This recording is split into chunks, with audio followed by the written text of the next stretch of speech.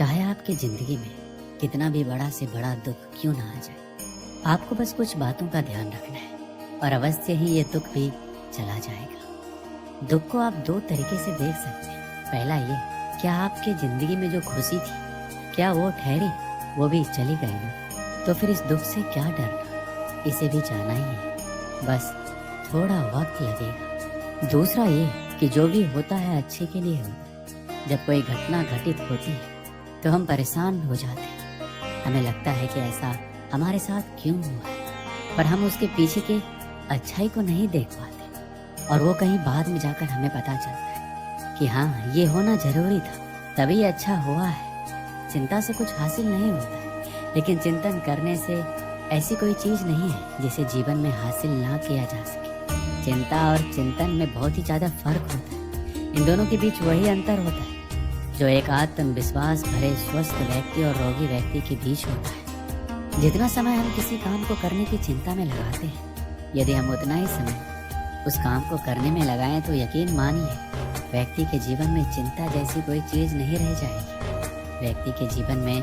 काम कभी भी अधिक नहीं होता है, ये तो चिंता है जो उसे अधिक से अधिक बनाती ही जाती है। चिंता बिल्कुल शहद की मधुमक्खी की तरह होती है, जिसे जितना हटाओगे वह उतना ही चिपटती चली जाएगी। व्यक्ति को कभी भी भविष्य की चिंता नहीं करनी चाहिए, क्योंकि उससे उसके जीवन में कोई कार्य सिद्ध नहीं होता है। जो हुआ है वह अच्छा हुआ, जो हो रहा है वो अच्छा हो रहा है, जो होगा वो भी अच्छा होगा। तुम भूत का पश्चाताप मत करो, भविष्य की चिंता मत करो। अभी वर्तमान है, इसलिए वर्तमान में रहकर खुश रहो। ये परिवर्तन संसार का नियम है।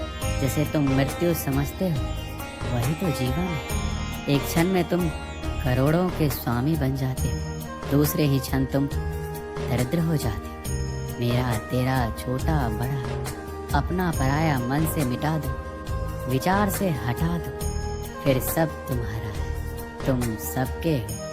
अक्सर हम लोग चिंता में इतना डूब जाते हैं कि जीना ही भूल जाते हैं। हमें ये सोचना चाहिए कि हम समस्या का कैसे निवारण कर सकते।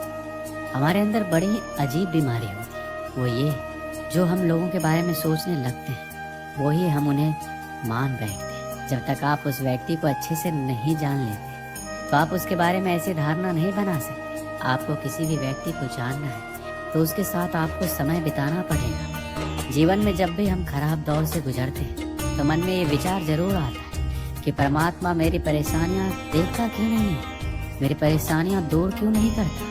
लेकिन सुख दुख तो हमारे जीवन का हिस्सा है। जीवन है तो परेशानियां भी होगी। चलिए इसे कहानी के माध्यम से समझते हैं। एक युवक अपनी तमाम परेशानियों के लिए भगवान से शिकायत करता है। उसे लगता था कि एक वही अकेला इस संसार का सबसे दुखी व्यक्ति है, सिर्फ उसी के जीवन में तमाम मुसीबतें।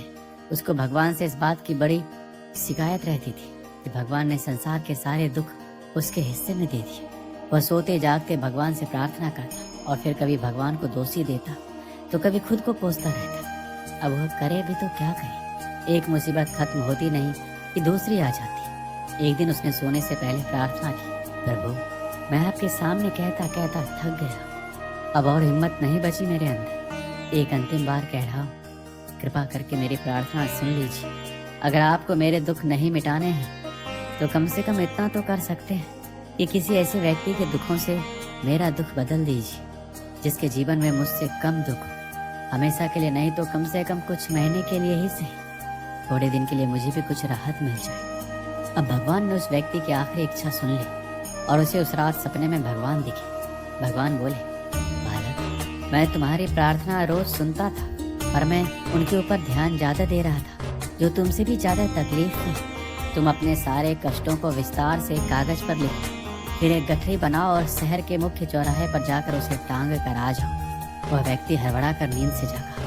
पहले तो उसे बिल्कुल यकीन नहीं हुआ कि सच में भगवान आए थे और उन्होंने उससे ये सब बातें कही हैं। फिर सोचा कि आजमाने में क्या हर्ज है, क्या पता इससे कोई रास्ता निकल आए। उसने भगवान के आदेश के अनुसार अपनी सारी परेशानी अलग अलग कागजों पर लिखी। इतनी परेशानियां लिख डाली कि कागज का ढेर खड़ा हो गया और उसे गठरी में ही बांधना पड़ा। अब वह व्यक्ति ने अपनी गठरी उठाई और पहुंच गया चौराहे पर, लेकिन वहां पहुंचकर चौराहे का नजारा देखकर अचंभे में पड़ गया। उसने देखा कि चौराहे पर तो पहले से ही लोगों की लंबी लाइन लगी हुई है। जो उसी की तरह अपने अपने दुखों की बड़े बड़े गठरी लिए आ पहुंचे।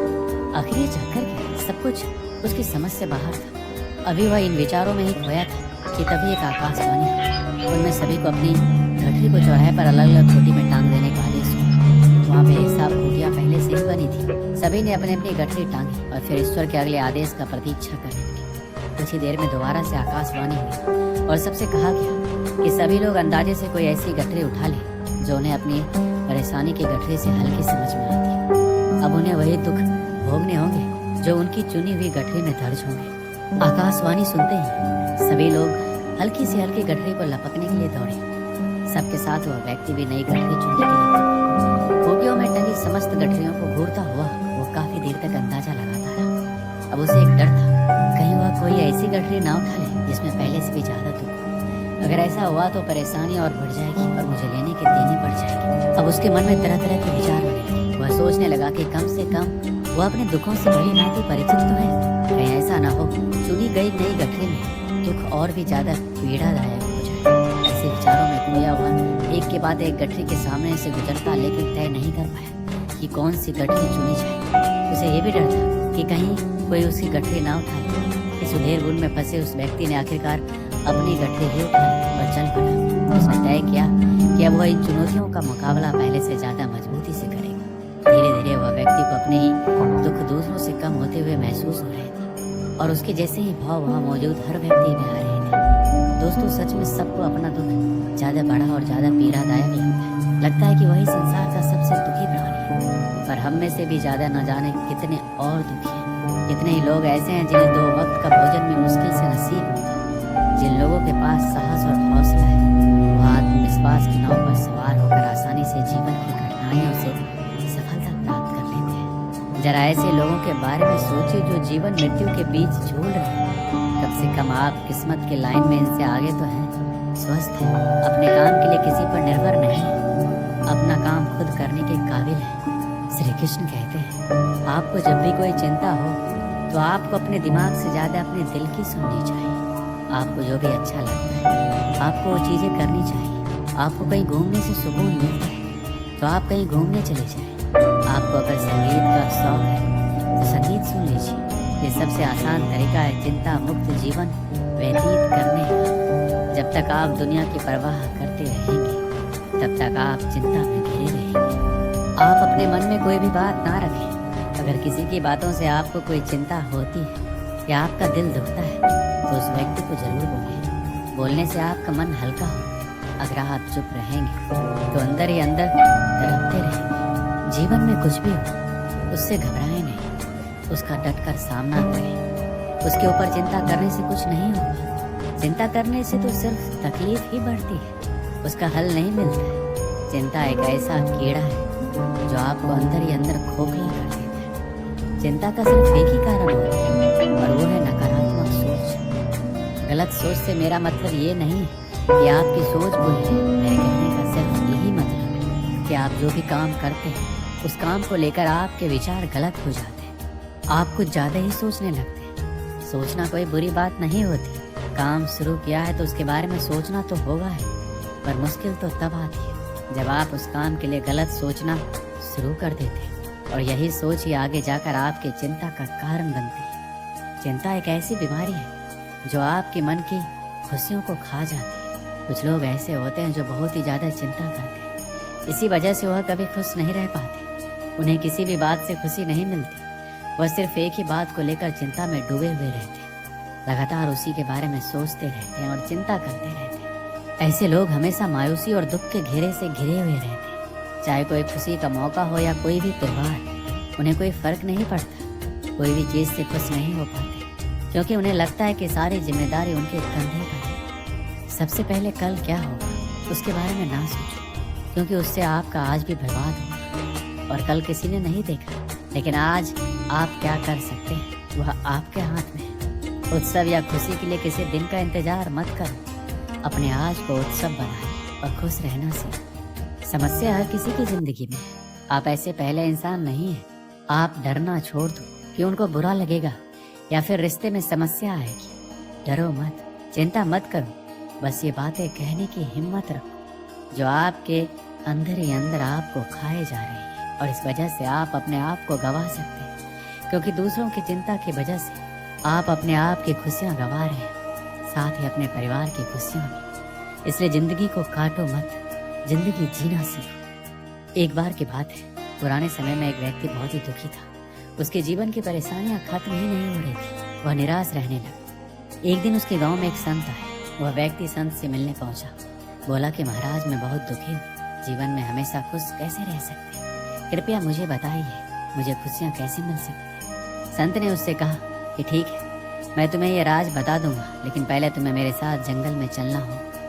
संत ने एक बड़ा पत्थर उठाया और उस व्यक्ति को पकड़ा दिया। संत ने उससे कहा कि ये पत्थर लेकर मेरे साथ चल। बड़ा पत्थर उठाकर व्यक्ति संत के साथ चलने लगा। कुछ ही देर में पत्थर की वजन से व्यक्ति का हाथ दर्द करने लगा, लेकिन वह कुछ बोला नहीं और साथ चलता रहा। कुछ दूर चलने के बाद संत से कहा, महाराज, अब मैं ये पत्थर उठाकर आगे नहीं चल सकता, मेरा हाथ दर्द कर रहा है। संत ने कहा, ठीक है, ये पत्थर यहीं रख दो।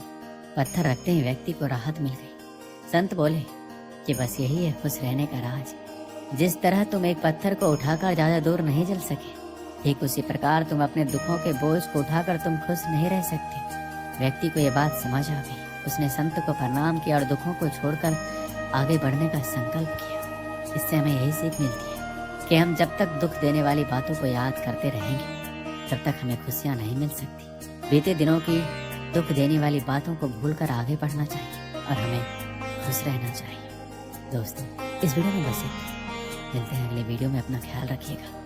जय श्री कृष्ण।